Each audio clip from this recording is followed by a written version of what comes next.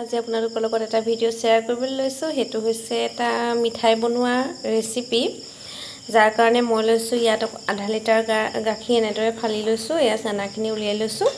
তাৰপিছত এইফালে এইখিনি চেনি লৈছোঁ, এইখিনি কাজু, তাৰপৰা ইলাচি গুটি কেইটামান। এয়া কি কৰোঁ আগলৈ চাই যাওক। চেনি, কাজু আৰু ইলাচি গুটি এনেদৰে মই ভালদৰে পিচি ল'ম। দেখিলে এইখিনি ভালদৰে মিহিকৈ মই পিচি ল'লোঁ। এনেদৰে দিয়াৰ কাৰণে ধুনীয়াকৈ মিহি হৈ গ'ল। তাৰপিছত ইয়াত লৈছোঁ এয়া শুকান নাৰিকলৰ গুড়ি, এয়া পাউডাৰ গাখীৰ।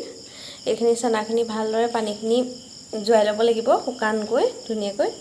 তাৰপিছত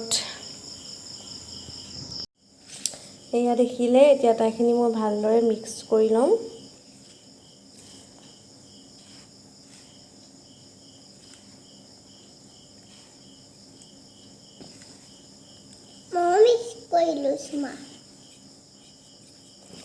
এইফালে আমাৰ পিহুৱেও মিক্স কৰি লৈছে। এয়া পিহুৱে এয়া বনাই আছে এইফালে তাই নিজে বাতিত। তাই কি বনাইছে আৰু কি বনাইছে কৈ দিয়া আকৌ। মই চকলেট আইডাবল চকলেট বনাইছোঁ। চকলেট বনাইছা? হাত বনাইছোঁ, হাত। ফটো থাকিবই নে মা? ফটোটো থাকিবই নে মা?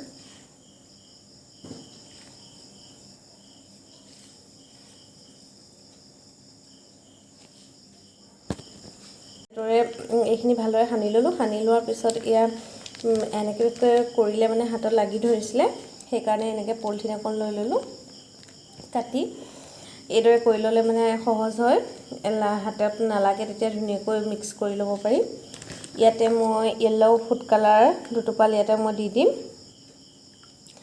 আপোনালোকৰ এইটো অপশ্যনেল হয়, দিবও পাৰে নিদিবও পাৰে, সেইটো নিজৰ নিজৰ কথা। মই অকণমান কালাৰৰ কাৰণে দি দিছোঁ। এইখিনি এতিয়া মই ভালদৰে মিক্স কৰি ল'ম।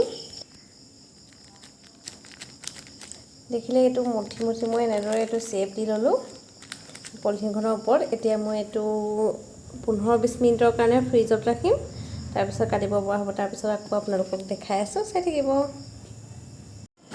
এয়া 15-20 মিনিটৰ পিছত এয়া ধুনীয়াকৈ মোৰ এইটো ছেট হৈ গ'ল। এতিয়া মই কাটি দেখাম আপোনালোকক চাব।